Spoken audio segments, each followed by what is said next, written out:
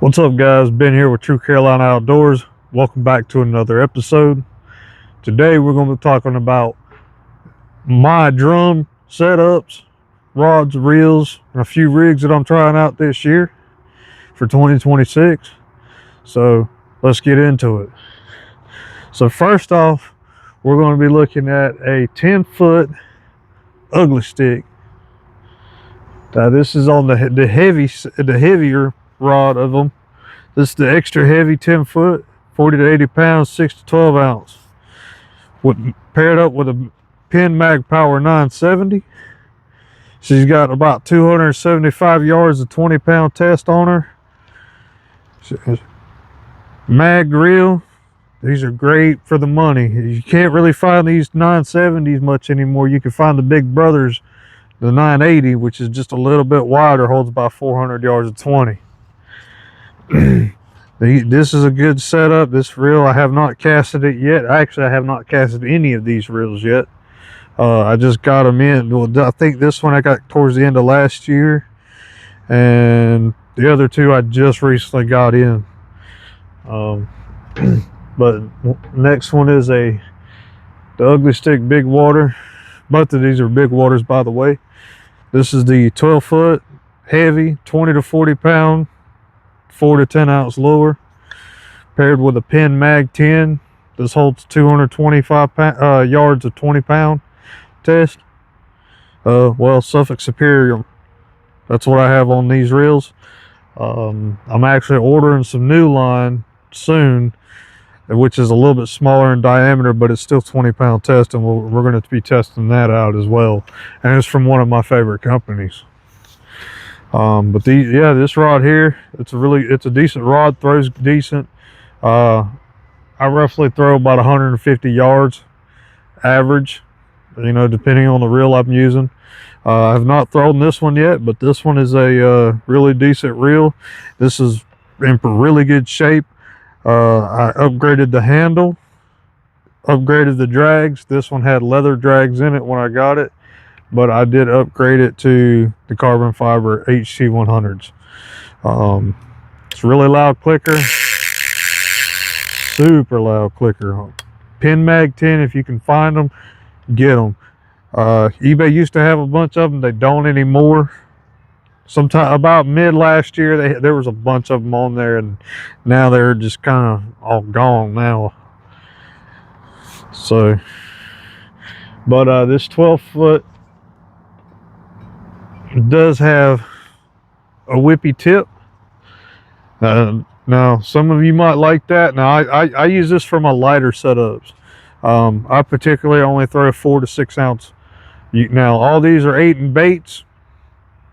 For you guys that love 8 and baits, I mean, if you're looking at getting a rod, you can't go wrong with these big waters, especially if you're just trying to get into surf casting with a conventional setup. These for the money are great rods. This one, like I said, has the light tip. The other one has a really heavy tip. It's thicker around, and it's just a lot beefier. It doesn't flex up really much at all. Handles, I think I've thrown 8 ounce on this before, and it actually handles it very well.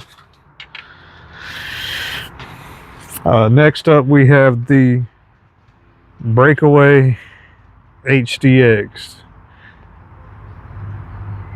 the trophy of my collection. Beast of a rod. The rod's been casted over 700 feet, recorded at that distance. It's pretty far. But the Breakaway HDX,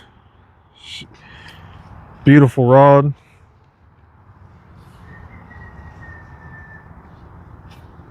Sleek, nothing crazy, nothing fancy. You got the Breakaway logo, you got the Breakaway fish on there.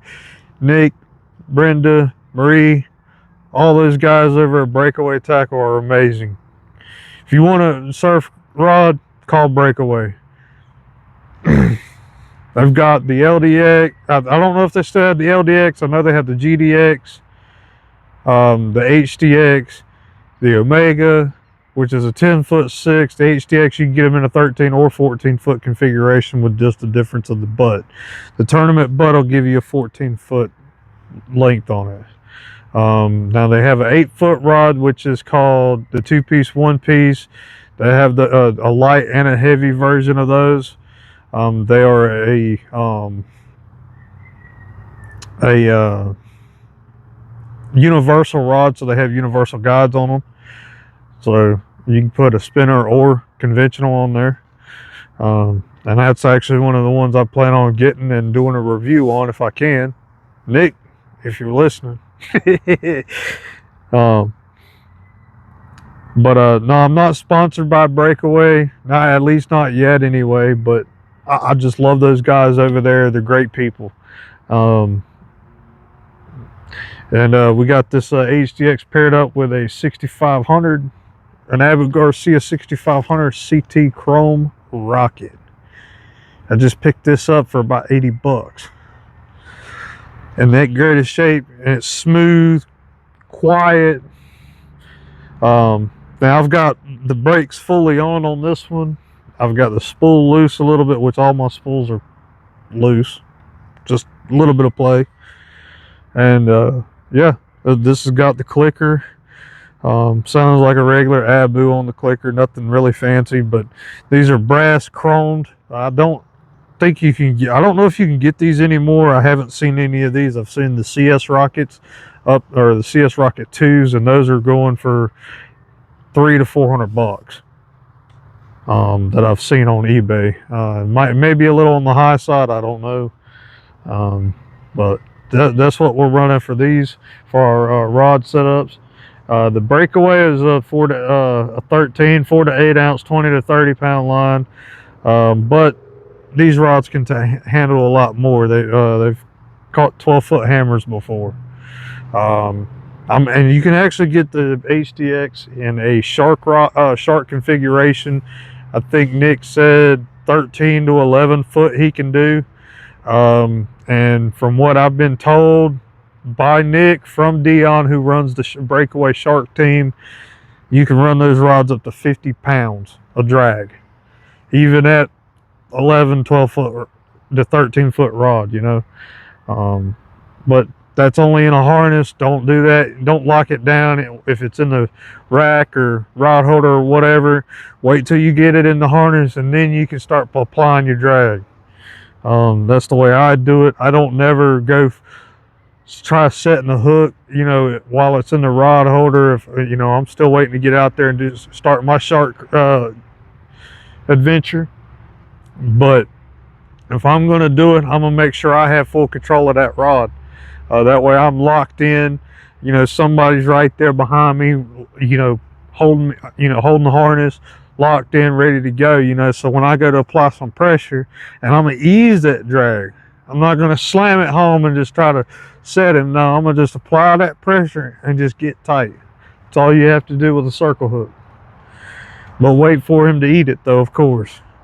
But we're going to look at our rigs next. So we're using a few different rigs this year. I've got some hand tieds. I've got some that I've bought. These are one of my hand tieds. All this is a modified cannonball rig.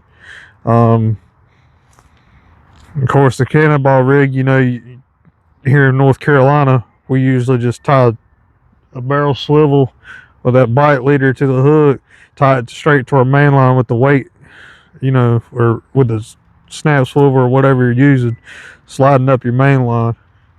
I personally don't like that, but I use the Breakaway Speed Links, and, you know, I can clip in, clip out, you know, on the fly. If my leader gets chafed, what have you, I can just click on, off, back in the fight, you know, in a matter of seconds versus having to retie, which makes for, you know, a great convenience if you want to stay in that hot bite.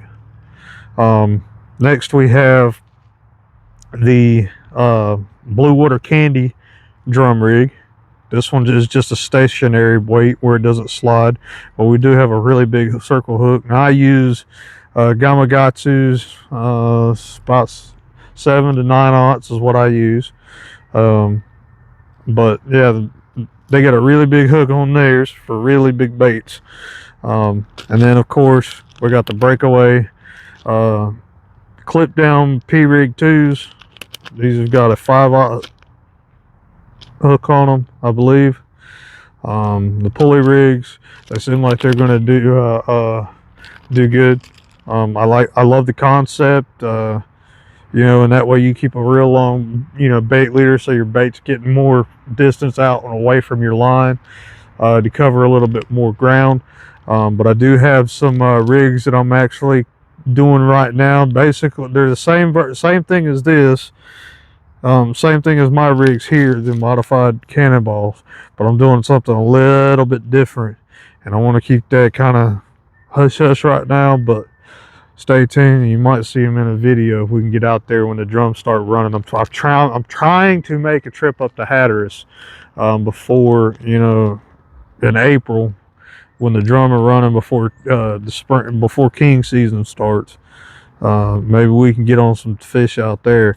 But some of the rigs that I'm using this year. I have a bunch of different ones tied up there, but they're all pretty much the same modified cannonball rig. And you can use different baits, but I don't personally throw an 8-ounce unless I absolutely have to, and if I have to go up that big, I lose more gear, between shock leader, tackle, everything. I lose so much money running 8 ounces versus if I were just to use a 4 to 6 ounce and keep all my gear. But if I feel like, even here in North Carolina, if it's so rough that I need to drop, up it to like an 8 ounce or something, I think I'm just going to run one of my king anchors, or sand anchor, or surf anchor, whatever you want to call them. But if it gets that bad, then I plan on just using those unless I'm out there up at Hatteras, and then they got that thing where you don't want to lock your bait to the bottom because of the way the current is and the way everybody combat fishes up there. So we'll just have to see and stay tuned for that. Hopefully we can get some footage out there. If not, I don't know when we'll be able to get to fish. But hopefully fall time I can definitely get down there. I don't know about spring. So we'll see. So stay tuned, guys. Appreciate the like. If you haven't liked the video, subscribe. If you haven't, hit that bell so you can stay tuned and what's going on. I don't post a whole lot, but I try to post a little bit of shorts here and there just to keep the channel going. I just posted a few of some of the reels that I'm using now. Did some close-ups of those, so go check those out if you haven't. But yeah, stay tuned, and we'll see y'all on the next one. Tight lines.